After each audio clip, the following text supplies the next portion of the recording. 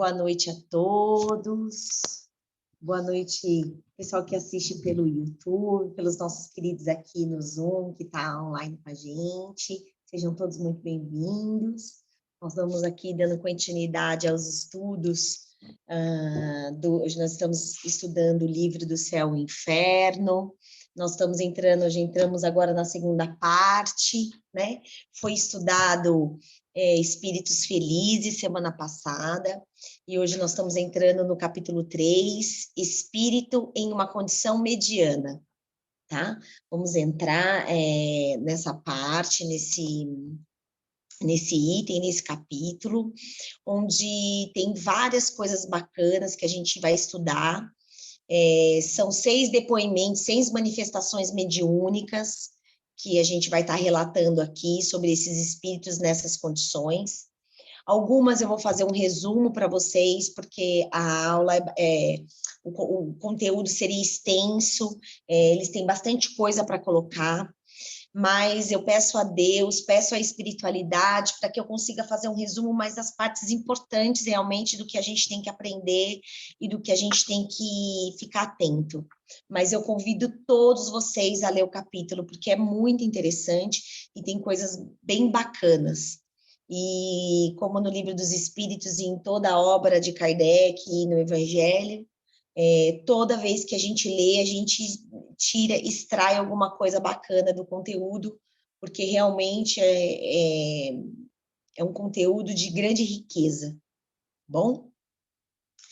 Então, vamos lá. O capítulo 3 do livro das condições, né, do espírito em condição mediana, a gente fez um resumo de 6 manifestações, foram 6 espíritos, alguns deles foram evocados pelo grupo, né, de Paris, feito essa evocação, né, pelo grupo de estudo de Paris, e outro teve uma comunicação espontânea na reunião mediúnica, tá? Então, ele diz assim, essa primeira comunicação foi sua neta, ela participava da reunião mediúnica, tá? O José Bré é o primeiro falecido em 1840, evocado pela neta em 1862, na reunião em Paris, 22 anos após o seu desencarne, tá? E aí, a neta, ela começa perguntando ao vô, né, como que ele está, né? Que eu acho que é uma pergunta que todo mundo gostaria de fazer para qualquer ente querido que partiu, né? Como que ele está, qual é a condição que ele está no mundo espiritual, né? E como ele se encontra. E ele responde o seguinte: espio minha falta de fé, sofro de desgosto por não ter empregado bem o tempo na terra. Ele diz. Aí ela pergunta, mas como se o senhor era uma pessoa tão boa, um homem tão honesto, uma pessoa tão bacana? E aí ele coloca que, vou até ler a parte que ele põe, espio, né, a minha fé, mas a bondade de Deus é grande, e ele leva em conta as circunstâncias que sofro. Não podereis, só um minutinho aqui, não podereis entender, mas me arrependo por não ter empregado bem o meu tempo na terra. Por quê? Porque é o que a gente, eu acho que muitos dos que desencarnam, eu acho que a gente vai espiar essa parte de não empregar 100% o nosso tempo na terra em tudo que a gente vem fazer e desenvolver nesse planetinha aqui, nessa encarnação. Aí tá demorando um pouquinho para mudar, mas ele vai. Ele tá lendo, mas ele vai. Vou continuar aqui. Acreditamos que somos inconformidades, tem um grande abismo entre a lei dos homens e a lei de Deus, né? Todo esse tempo desperdiçado na Terra. Eu era um homem honesto, íntegro, perante a sociedade, perante a terra. E isso tem uma lacuna muito grande e diferente se for perante a Deus. Um homem honesto diante de Deus, ele é ativo na vida. Só um minutinho. Ele não está mudando a página. Aí ele diz, se eu sei tanto, né? E a neta, nossa, ficou, porque a neta tem ele como um exemplo de ser humano, um avô, um rapaz, um vô dedicado, um ser humano exemplar. E aí ele coloca, o que é certo para ser um homem exemplar, né? Porque ainda não pratico 30% do que é um homem de bem. Olha que interessante. Eu vou ter que sair da página aqui, que travou todo o meu computador de novo. Mas eu vou... A gente vai continuando, e aí ele, na hora que ele resolver voltar... Então, vamos lá. E aí ele diz, não empreguei o tempo como deveria, né, minha criança. Ele é muito carinhoso com a neta o tempo todo. Aí ele coloca, o homem honesto diante de Deus é aquele cheio de devotamento e amor, consagra sua vida ao bem, ao progresso de Deus e ao seu semelhante. Aquele que, animado de um zelo objetivo, é ativo na vida, para cumprir a tarefa material que lhe foi imposta, porque deve ensinar aos seus irmãos o amor ao trabalho. Ativo nas boas obras, porque não deve esquecer que é apenas um servidor, a qual o Senhor poderá prestar contas um dia do emprego de seu tempo. Ativo no objetivo, porque deve pregar, por exemplo, o amor ao Senhor e ao próximo. Honesto diante de Deus, deve evitar com cuidado essas palavras, veneno escondido sobre flores, que, deixa eu só ver uma coisa aqui, que tá abrindo meu e-mail de novo, deixa eu só ver aqui. Ah, não, até que aqui parou. Diante de flores, que destrói as reputações e frequentemente matam o homem moral cobrindo-se de ridículo. O homem honesto diante de Deus deve ter sempre o coração fechado à levedura do orgulho, da inveja e da ambição. Deve ser paciente e doce para aqueles que o atacam. Devem perdoar do fundo do seu coração sem esforço, sobretudo sem ostentação. A que haja tem ofendido, deve amar ao seu Criador e todas as criaturas, enfim, deve pôr em prática, em resumo, tão conciso e tão grande nos deveres do homem, amar a Deus sobre todas as coisas e ao próximo como a si mesmo. E ainda ele fala, és minha querida criança, com pouca diferença, é o que deve ser um homem honesto diante de Deus. Então, o que ele fez aqui? Ele fez um resumo do que é um homem de bem, do que é um homem honesto perante a Deus. E por que ele estava espiando essa falta de fé, essa falta de usar o tempo apropriadamente, né? Ele veio explicar justamente isso para nós. Tudo isso que ele viveu no despertar espiritual. Isso porque ele já estava lá há 22 anos. Então, são 22 anos já no plano espiritual. Você vê que a linguagem dele é uma linguagem de espíritos inteligentes, de espíritos um pouco mais elevado, né? Não é uma linguagem frívola, é uma linguagem bacana, como no Evangelho, você vê que o Evangelho já está bem caracterizado dentro dele, mas que ele se encontra nessa condição. Tá? Vamos passar para o segundo testamento, o segundo depoimento que nós tivemos. Também evocado, tá? Esse segundo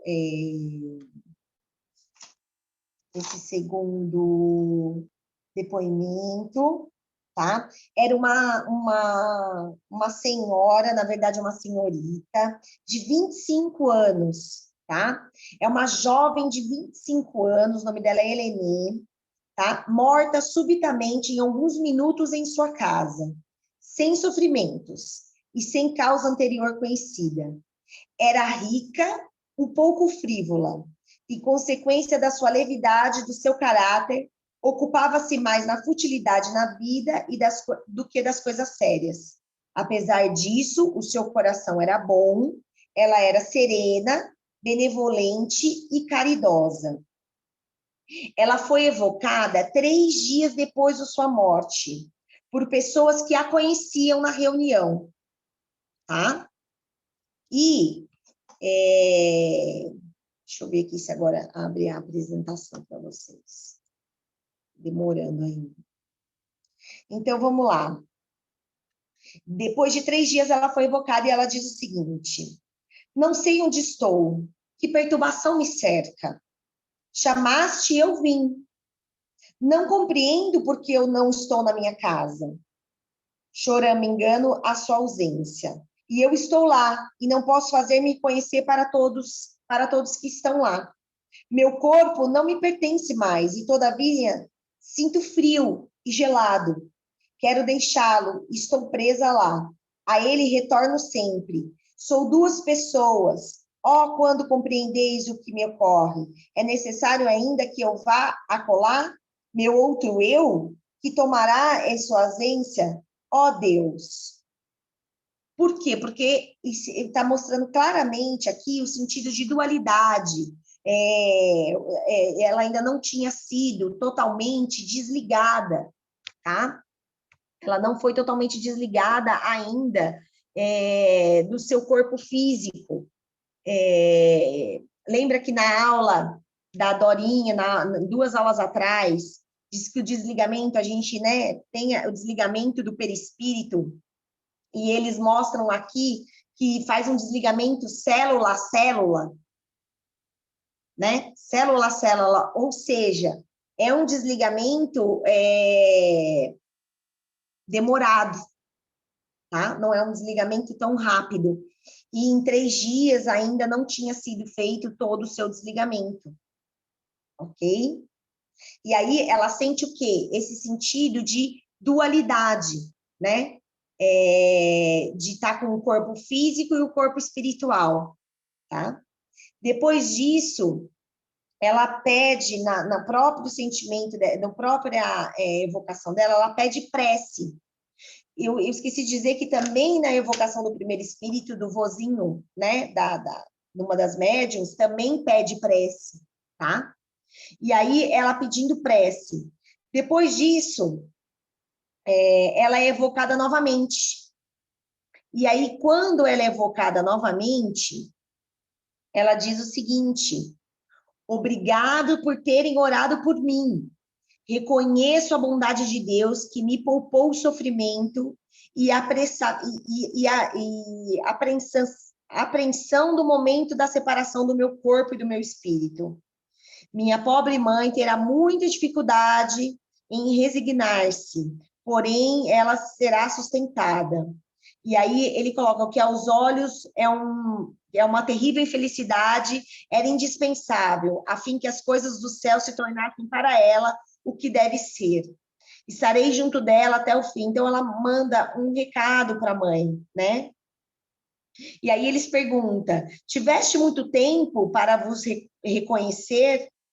E ela responde: compreendi a morte no dia em que vocês orassem por mim. Olha que interessante. Então, ela começou a entender que ela tinha se desligado do corpo depois da prece que foi feita na reunião. E aí ela pede prece novamente, porque ela ainda tinha um pouco dessa perturbação de ligação com a mãe, de entendimento do que estava acontecendo. Então, o seu estado ainda era de perturbação. E aí eles perguntam: você sofre? Ela responde: não, eu não sofria. Acredito, é como se tivesse um sonho, um despertar. Minha vida não foi isenta de dores, mas todo ser encarnado neste mundo deve sofrer, resignar-se com a vontade de Deus. Isso é que me levou em conta. eu vos sou reconhecida pelas preces que me ajudaram. Novamente, ela agradece as preces que teve, porque através das preces da reunião mediúnica foi em que ela teve a condição, a orientação de que ela já não estava mais no plano físico, que ela já estava no plano espiritual e que ela estava fazendo essa passagem, tá?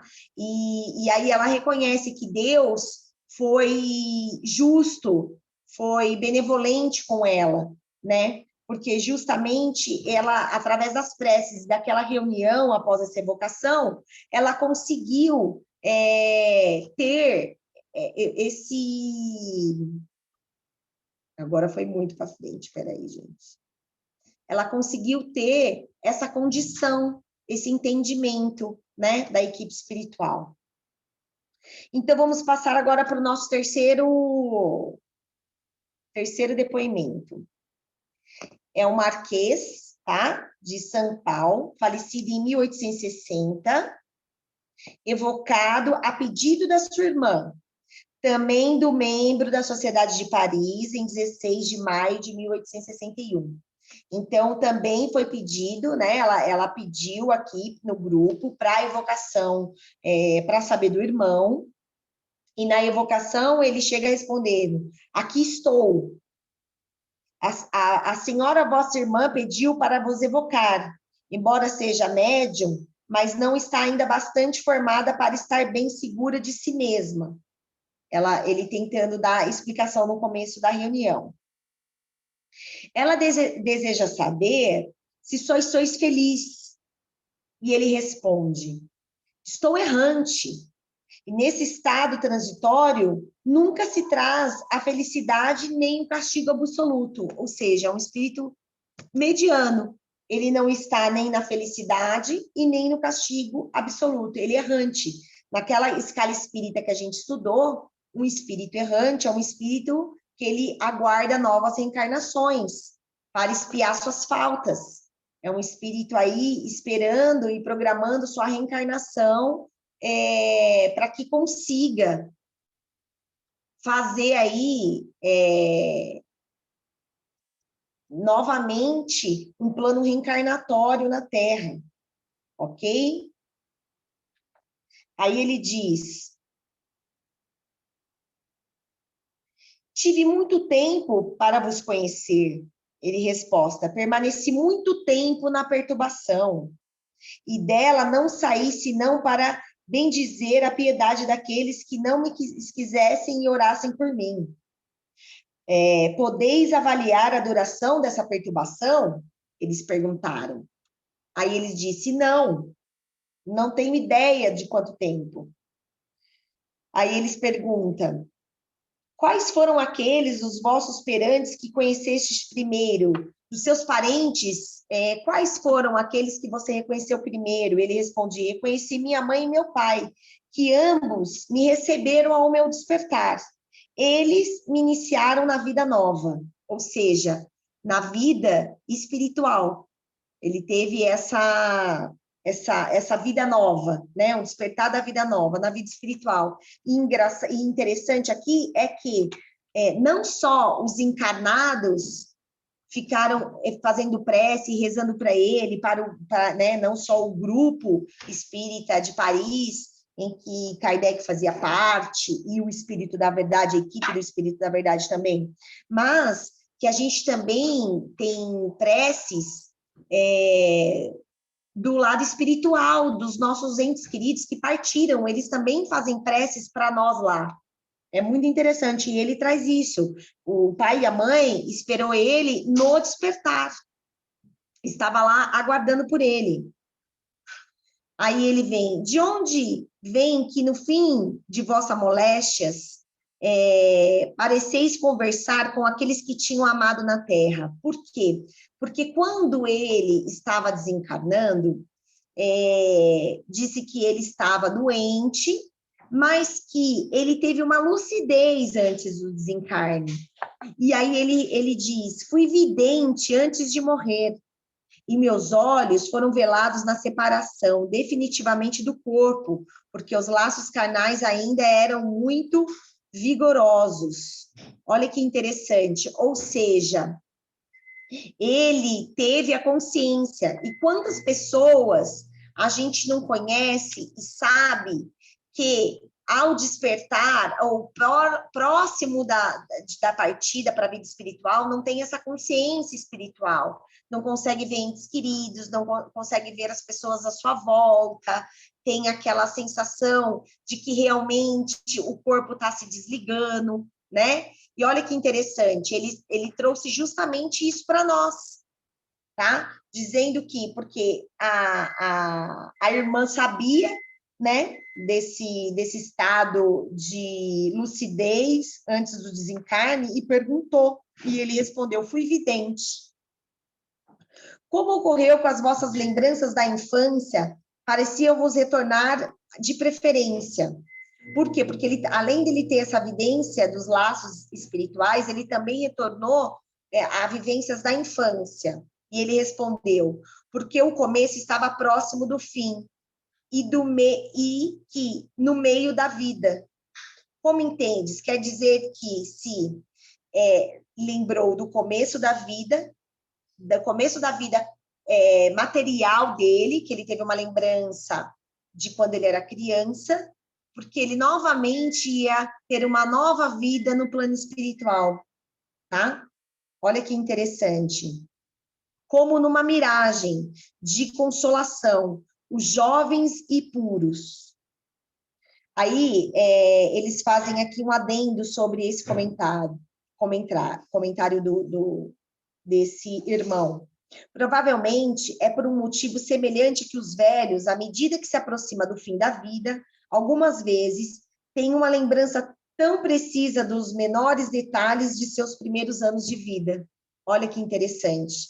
Então, tá aí uma das explicações, porque que os idosos, né, quando tem umas lembranças detalhadas do começo da vida deles, tá? E aí, ele coloca aqui, eles fazem outra pergunta. Por que, falando de vosso corpo, falais sempre da terceira pessoa? E ele responde, porque eu era vidente e vos disse, se sentia nitidamente as diferenças que existiam entre o físico e o moral. Essas diferenças unidas entre si pelo fluido da vida, tornar-se bem acentuadas aos olhos do moribundo clarividentes. Olha que interessante, por que ele sentiu essa diferença? Porque ele era o Marquês, e isso era uma personalidade dele, o Marquês era uma personalidade. Quando ele fala na terceira pessoa, ele sabe que o Marquês já foi uma vida dele, que ele tem outras vidas, muito interessante também, tá? Ele coloca sobre isso. Então, nessa evidência que ele teve, nessa lembrança da infância, e tudo isso que ele sentiu no desencarne dele, foi justamente porque ele já sabia que, ao despertar no plano espiritual, a gente, algumas vezes, né, em alguns casos, a gente tem aquela já sensação de que a gente deixou aquele corpo físico, aquela personalidade na Terra, e agora nós somos um aglomerado de personalidades de vidas passadas num perispírito apenas, né? Então, vamos lá. E nada da minha apresentação voltar, né? Tudo travado. Olha que interessante. E nada da minha apresentação voltar. Tá tudo travado aqui, não vai para frente nem para trás. Olha que interessante. O desencarne, ele tem três fases. O desligamento do perispírito, que a gente viu em algumas aulas anteriores, que não é só o perispírito, é um desligamento de célula a célula. Por isso que não é tão rápido, por isso que demora. E para algumas pessoas que têm evidência, eu, pelo menos, quando eu vejo algum tipo de desligamento sendo feito, eu vejo uns homens, uns rapazes de mala, é uma mala preta, eu sempre vejo eles dessa forma. Eles têm uma roupa preta, uma roupa escura, e eles estão de malinha. Eles geralmente vêm acompanhados de 2, 3 para fazer o desligamento, para ajudar aquele corpo físico na passagem. Então, ele tem esse desligamento, né, do perispírito, tem a perturbação e o despertar. Então, nós vamos passar por esses três. O que vai diferenciar a gente passar bem por esses três? A nossa moral, o nosso trabalho feito no plano físico, o nosso conhecimento do plano espiritual, o nosso trabalho, se a gente vai ser espíritos medianos, espíritos sofredores ainda, o que a gente teve que espiar, se a gente passou bem as nossas provas terrenas, isso tudo vai diferenciar no despertar. Mas nós vamos passar por essas três etapas, desligamento, né? Nós vamos ter que passar por essas três fases, que é o desligamento, a perturbação e o despertar. A gente viu que espíritos felizes, olha que interessante, os espíritos felizes, eles têm o despertar durante horas. Horas eles já conseguem passar pela perturbação e o despertar.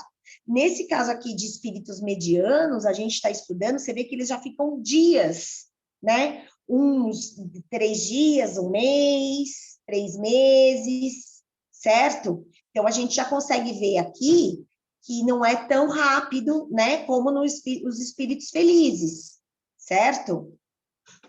Gente, eu vou deixar a minha apresentação aberta, sim, porque toda vez que eu coloco para apresentar, ela não tá indo. Então, eu vou deixar ela aberta, ok? Infelizmente, meu computador tá para desencarnar. Brincadeira. Porque ele não tá aguentando, sabe?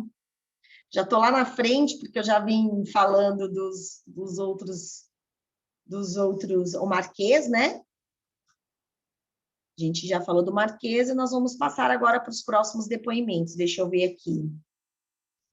Já vimos isso, né? Que ele reconheceu o pai e a mãe. E agora nós vamos para o senhor Cardon. Ele era um médico no plano físico, tá? Ele era um médico aqui no plano físico. E é engraçado que o livro fala que ele teve 2 mortes. Olha que interessante. Ele era um médico, ele se dedicava à medicina, à profissão, mas que ele era um pouco assim mergulhado nas questões ciência, né? Não acreditava tanto no plano espiritual assim como alguns depoimentos anteriores. Mas olha que interessante. Disseram que aí ele teve 2 mortes. Que em uma da morte que ele teve, quando ele morreu a primeira vez, a esposa dele entrou na frente até para que os filhos não vissem o pai naquele estado. Só que depois ele teve essa separação desse corpo físico, desse corpo espiritual, ele teve essa separação, ele voltou. Depois ele passou um tempo e voltou. E nesse período, ele voltou e trouxe um testemunho para as pessoas, e veio numa lucidez muito grande. Diz que nesse período ele foi levado para um lugar lindo, diferente, feliz. E quando ele voltou lúcido e falando da imortalidade da alma com todas as letras e todas as certezas para os filhos, para a esposa. E ele diz: depois que desencarnei, aí isso é uma história no plano físico, tá? Aí quando ele realmente desencarnou pela segunda vez, já estava no plano espiritual, o grupo espírita, né, a equipe espiritual, pediu a evocação desse médico, e ele veio contar o que realmente tinha acontecido. E aí ele diz que após a sua doença, porque ele ficou moribundo, né, ele ficou doente por um bom tempo, ele começou a expurgar toda aquela crendice, ele começou a fazer preces, ele começou a orar, ele começou a ter uma ligação maior com a vida espiritual, ele começou a pensar mais em Deus, né? Então, olha só, a doença veio para ele para ser um expurgo mesmo, e um despertar, na verdade, né? E aí ele fala que aí eles perguntam para ele daquela primeira morte, e ele diz: Ó, meus filhos, quanto é belo, quanto é sublime, ó, a morte, que benefício, que coisa doce. Estava morto e senti minha alma elevar-se bem alto, mas Deus permitisse voltar para dizer a vocês: não devereis temer a morte, é a libertação, que não posso vos pintar, não posso pintar e mostrar as expressões das quais eu sentir penetrado, mas não podereis compreender. Conduzir-vos sempre de maneira a merecer essa inefalável felicidade. E aí, ele dá uma orientação para a esposa, uma orientação para os filhos, para a vida, para as pessoas à sua volta, para os amigos, dizendo: minha querida mulher, deixo-te numa posição de felicidade, não pela questão de dinheiro, mas ele pede para que eles comecem a prestar atenção no plano espiritual, para que eles comecem a abrir mão de coisas que não agregam, né, para a vida espiritual. E aí ele fala: meus filhos, ajudai-vos a sustentar-vos mutuamente, que a boa harmonia reúne entre vós. Então, ele dá aqui toda uma orientação para os filhos dele, para a esposa, tá? E aí eles perguntam sobre essa primeira morte, e ele fala que foi como se fosse um sonho, foi um lugar lindo, um lugar muito alto, um lugar onde ele sentiu muita paz, um lugar onde ele viu coisas muito boas. E aí perguntaram para ele o seguinte: você está nesse lugar que você viu na sua primeira morte, né? Como eles colocam aqui? E ele diz: não, eu tive a oportunidade de ver onde ficam os espíritos puros, mas não tenho méritos para estar lá ainda. Mas eles me mostraram, né? Para ver aonde a gente pode chegar. Olha que interessante. Então, eles mostraram para ele os mundos felizes, aonde a espiritualidade está, que ele não conseguia descrever, de tanta beleza, de tanta coisa boa, né? E aí ele continua na entrevista pedindo prece, falando para as pessoas continuarem com as reuniões e pedindo prece para os desencarnados e para aqueles que estão fazendo desligamento, porque é muito necessário e eles têm eles recebem muitos benefícios com essas preces para entes que partiram, tá? E aí ele faz uma explicação da ligação entre o corpo físico e o perispírito e o desdobramento. Então ele fala que toda a parte do desdobramento, tanto na primeira morte quanto na segunda, como que é feito esse desligamento e tudo que você pode sentir e desdobrar, né, conforme ele foi para o mundo espiritual. E aí ele coloca assim: o futuro é a caridade, a benevolência em todas as ações, é acreditar que todos os espíritos são irmãos, não se prevalecendo jamais de todas as pueris vaidades. Família bem-amada, tereis durante duras provas, mas aprendei a suportá-la corajosamente, pensando que Deus vos vê.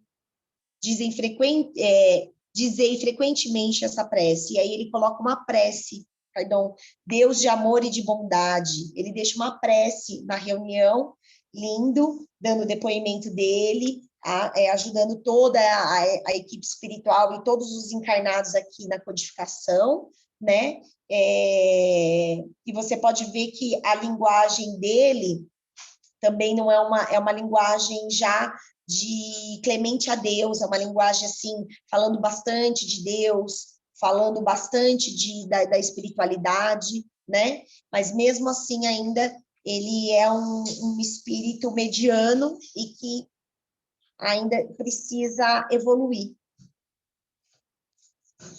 Certo? Disparei falar, né? Mas agora vamos continuando. Vamos continuando, porque ainda tem mais 2 depoimentos, tá? Então, nesse 5º depoimento, é o Eric. Só que o Eric, olha que interessante, é uma história interessante também. O Eric, ele deu uma comunicação espontânea. Os outros foram evocados, né? Um pela neta, o outro pela irmã, outro porque conhecia a moça, então era um conhecido. Mas esse não. O Eric, ele deu uma comunicação espontânea no grupo, né? No grupo espírita. E aí ele diz o seguinte: venho agradecer as luzes e a lucidez na reunião. Olha que interessante esse caso. Ele é um espírito que a equipe espiritual trouxe para assistir à reunião.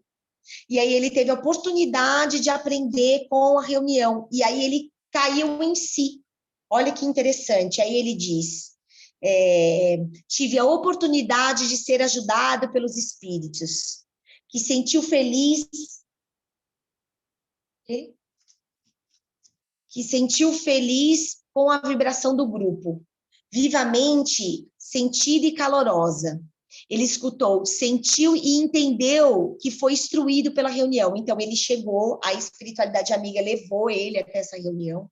Chegou lá, ele viu as comunicações, viu o que estava acontecendo, sentiu a vibração daquela reunião, e aí ele fala que ele sente o amor, que ele sente a vivacidade, daqueles corações unidos naquela reunião, e que aí ele entendeu, através das preces, de tudo que ele assistiu, ele conseguiu entender que ele precisava trabalhar, que ele precisava se doar, e que Deus tinha sido generoso com ele de ter levado ele lá.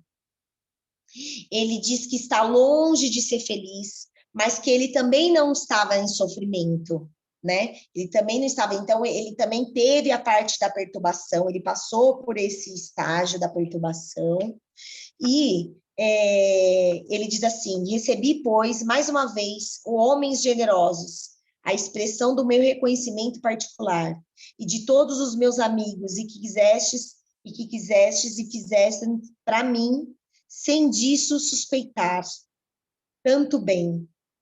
Então, é isso. Ele foi ajudado através, ele coloca aqui, e eu me torno com um bem, uma grande felicidade, um intérprete de uma alma sofredora, porque porque ali vem muitos sofredores na reunião mediúnica, muitas vezes uns que não sabem que já despertou, não sabem que perdeu o corpo físico, alguns que já estão no plano espiritual, que nem ele, que já estava no plano espiritual, mas foi levado por um amigo para que ele possa entender a situação que ele se encontrava, e aí ele pede, agradece muito, e pede para continuar essa reunião, pede para que eles continuem fazendo prece, pede para que seja sincero e que toda essa energia o envolveu.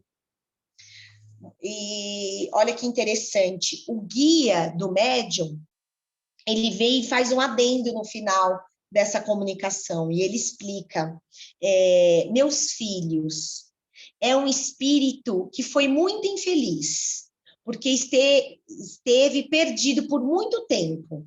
Agora compreendeu seus erros, arrependeu-se e, enfim, voltou ao seu olhar para Deus, que reconhecera. Sua posição não é a felicidade, mas ele aspira e ela não sofre mais. Deus lhe permitiu, mas Deus lhe permitiu vir escutar e depois ir às esferas inferiores a instruir e fazer avançar os espíritos como ele. As leis do eterno é a reparação que ele é perdida. Olha que interessante. Ele entendeu que ele teria que ajudar, que ele já estava numa condição de instruir os espíritos como ele, aonde ele estava. Então, depois dele participar da reunião, ele foi até esses lugares, esses espíritos inferiores, e contar o que ele viu, o que ele participou, né? O que ele teve a benevolência de Deus de desfrutar, né? E aí ele diz, conquistará a felicidade, porque eu tenho essa vontade. Então, eu conquistarei a felicidade, porque essa é a vontade dele. Muito interessante, porque até para nós que trabalhamos na reunião, a gente sabe, sente, mas sempre quando vem um depoimento ou vem dizer que foi socorrido e que teve a oportunidade de se melhorar, é sempre muito... A gente se sente muito feliz de realmente ver que está ajudando, ou de poder instruir, ou de sentir, né, toda essa energia, esse amor, essa benevolência, né, dos grupos espíritas, que tem muito pelo Brasil, pelo mundo, graças a Deus. E é isso que vem mostrar que a gente tem que continuar com esses nossos trabalhos. E aí, por último, nós temos a senhora Ana. É uma jovem, tá? Foi uma jovem morta aos 35 anos, depois de uma longa e cruel doença. Viva, espiritual, dotada de uma rara inteligência e uma das grandes retidão de julgamento e de emitentes qualidades morais. Esposa e mãe de família devotada. Tinha, por outro lado, uma força de caráter pouco comum, olha que interessante, e um espírito fecundo de recursos que não a pregava jamais, desprovida nas circunstâncias mais críticas da vida, sem rancor para com aqueles dos quais ela tinha o mais a se lamentar, estava sempre pronta a lhe prestar serviço quando possível, intimamente ligada com ela há muitos anos, podemos seguir todas as fases de sua existência e todas as perspicácias de seu fim. Olha que interessante. Então, ela era uma jovem devotada, viva, espirituosa, de qualidades morais. Você viu aqui que uma qualidade que com poucas pessoas têm, ou seja, era uma qualidade moral alta, tá? E um acidente trouxe uma terrível doença que deixou ela acamada por 3 anos no leito, vítima dos mais aterrorizantes sofrimentos, que suportou até o último momento com heróica coragem, e durante as quais sua alegria natural não as abandonou.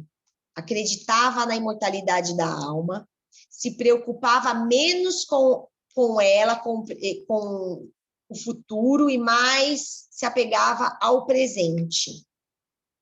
Possuía filhos pequenos e vivia de modo simples, fazia o bem de forma espontânea, sem pensar em gozos futuros. Olha que interessante esse caso. Ou seja, ela não se preocupava e não se apegava com o futuro, mas ela era apegada ao presente, principalmente com relação à família, com relação aos filhos, ao marido. E aí, antes dela desencarnar, ela diz assim, não quero morrer. Sentiu, então, a vida renascer nela. E ela recobrou um pouco das faculdades.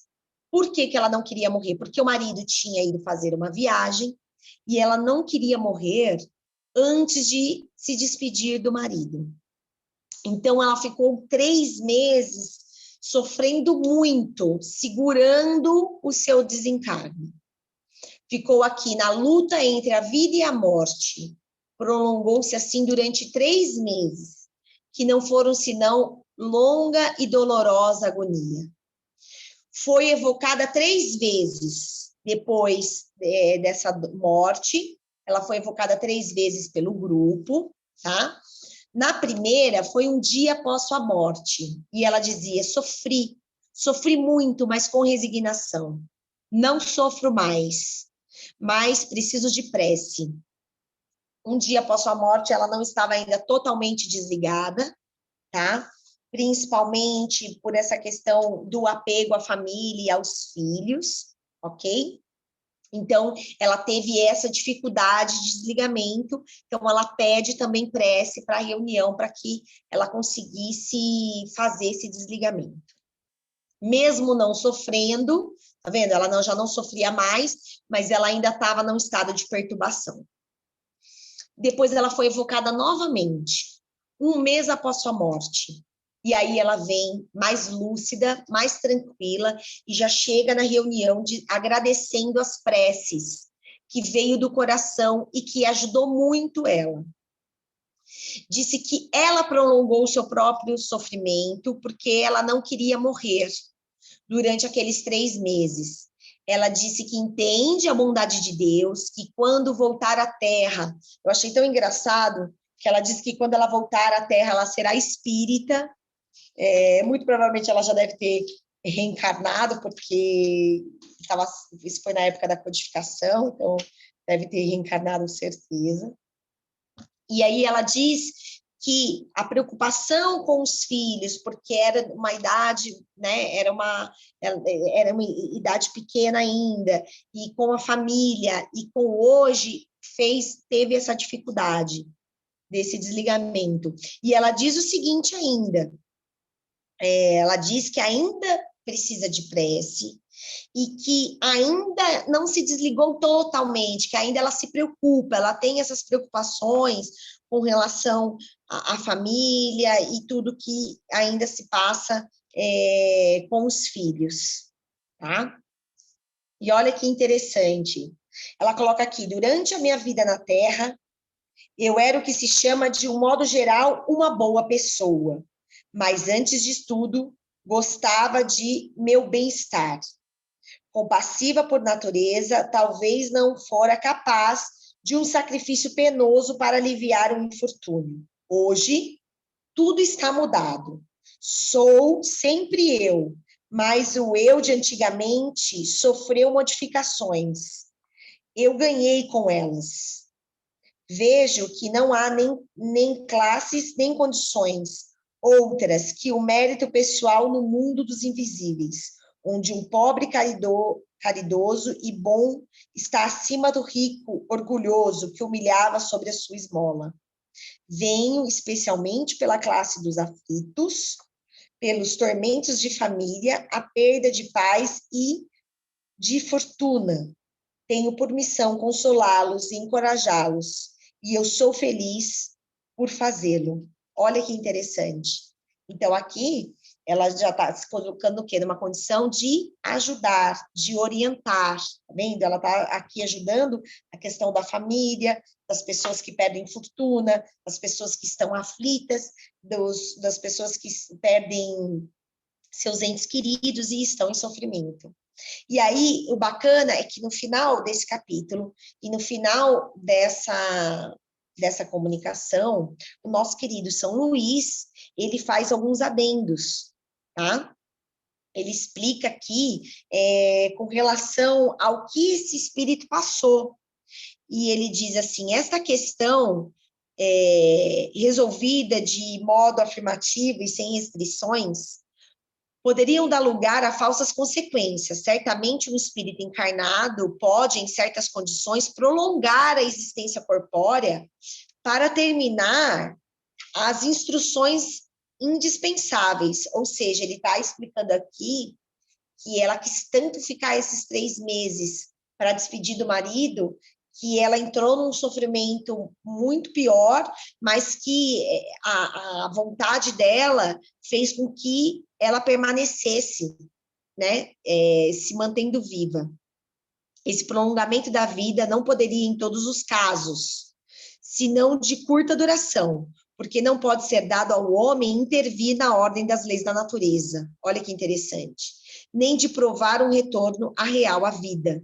Olha que outra coisa interessante que ele fala. Nem o retorno real à vida. Ou seja, a vida real é a vida espiritual. Quando esta chega ao seu termo, não é senão uma suspensão condicional da pena momentânea. Entretanto, da possibilidade de fato, não será preciso concluir que possa ser geral, nem crer dependente de cada um prolongar assim a sua existência. Como provar para o espírito ou no interesse de uma missão arrematar.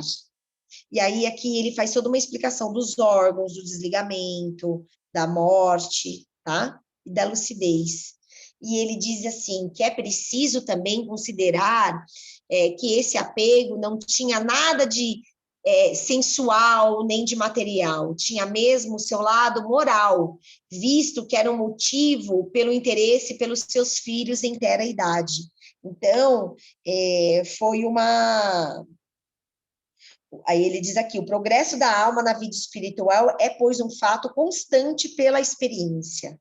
A vida corpórea é que põe em prática esse progresso, é a prova das suas resoluções, o candido onde se depura. Desde o instante em que a alma progride, depois da morte, a sua sorte não pode estar irrevogavelmente fixada, porque a fixação definitiva da sorte é como dissemos alures, a negação do progresso. As duas coisas não podem existir simultaneamente. Resta aquela que tem a sensação dos fatos e da razão. Ou seja, todos esses espíritos, eles começaram a trabalhar, né, no plano espiritual, a se desenvolver, a estudar, a aprender e a se colocar em condição de ajudar, mas que só no planeta Terra é que eles realmente iam conseguir depurar e aprender todas as lições feitas, olha que interessante, todas as lições feitas no plano espiritual. Então, a gente aprende lá, mas a gente vai ter que encarnar para colocar em prática. E o que a gente pode entender e aprender com esse capítulo? Que enquanto a gente está encarnado, enquanto a gente está na Terra, temos a oportunidade, e não podemos perder essa oportunidade do tempo, porque aqui foi um resumo do tempo, não podemos perder tempo com frivolidades, com apegos, nem materiais, nem mesmo a filhos e família, que é forte para nós, e não murmurar, não reclamar, passar todas essas condições que esses espíritos passaram e conseguiram ter respaldo espiritual, conseguiram ter esse amparo espiritual, sem murmurar, aceitando a providência divina, aceitando o que Deus trouxe para eles, né, e traz para nós. Então, a gente finaliza esse capítulo 3, né, da segunda parte, desse modo. O próximo capítulo vai entrar dos espíritos sofredores, mas aí é da próxima aula.